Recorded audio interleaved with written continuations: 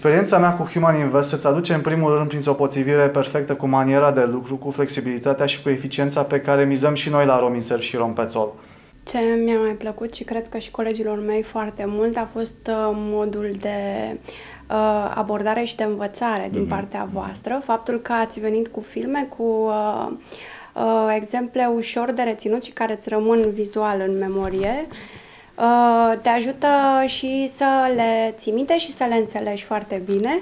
Prin atmosfera creată, muzica din pauze, dinaintea cursului, modul în care cer feedback permanent, îți creează o stare de bună dispoziție și te conectează foarte bine cu ei. Ideile care s-au transmis atât de simplu și de firesc n-au făcut decât să confirme ceea ce era în interiorul fiecăruia conducător. Dar îl ajută să nu mai greșească atât de mult.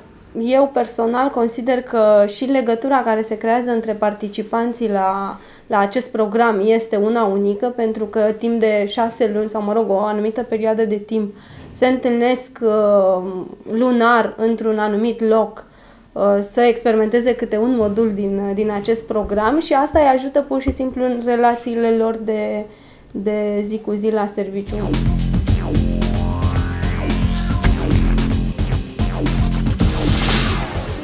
Ce ne-a surprins în timpul cursurilor, cred că foarte multe aspecte au fost total inedite și oarecum făcute altfel. În primul rând, abordarea. Deci multe din lucrurile pe care le-am învățat acolo au fost privite dintr-o altă perspectivă și atunci înțelegeai că există și o altă fațetă față, de exemplu, de ceea ce ai mai făcut la alt curs sau de ceea ce am făcut prin facultate. Relaxarea activă care marchează programele lor de training consider că este catalizatorul.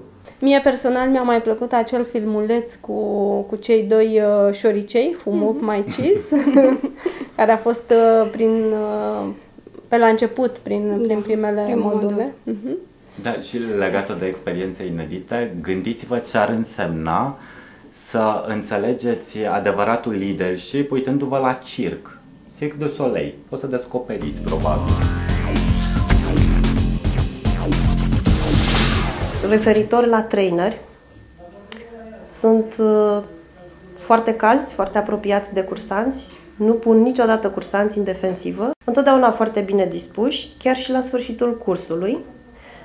Sunt tonici și reușesc să creeze atmosfera necesară lucrului și te pun în postura de a da cât mai mult și de a lua cât mai mult de la curs. Un câștig și personal și profesional au fost oamenii și anume că am învățat cum să tratez oamenii și cum să-mi stabilez relații de lucru care să aibă și o tentă de amiciție, astfel încât lucrurile se rezolve mult mai repede.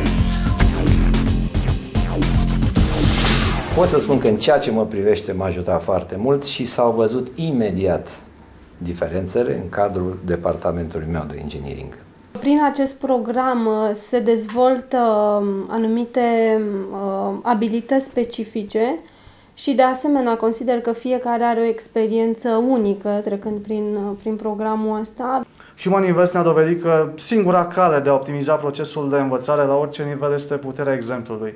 Trainerii nu s-au temut să ilustreze mesajul prin exemple non-academice extrem de accesibile tuturor. Trainerii nu erau niște profesori, erau niște oameni care aveau multă experiență din practică și care ne vorbeau din experiență. Mi-aduc aminte de trainingul de finanțe în care a venit un domn ce avusese o companie de IT și care învățase să-și facă finanțele singur și apoi ne-a explicat fiecare indicator financiar prin propria experiență. Poate că a fost cea mai practică abordare pe care am întâlnit-o. De ce aș recomanda programele? Pentru că ni se par foarte vii, și mie și colegilor mei. Pentru că ne ajută să ne analizăm experiențele pe care le-am avut la un moment dat și ne învață ce putem să facem mai departe în experiențele viitoare. S-a găsit o manieră de prezentare a tuturor cunoștințelor și de abordare a grupului participant la training potrivită și pentru oameni în vârstă de 23 de ani și pentru oameni care lucrau deja de 23 de ani. Practic ne-am pus la îndemână un instrument teribil de eficace să ne ajută să nuanțăm relația noastră cu subordonații, cu superiorii și cu cei de pe același nivel.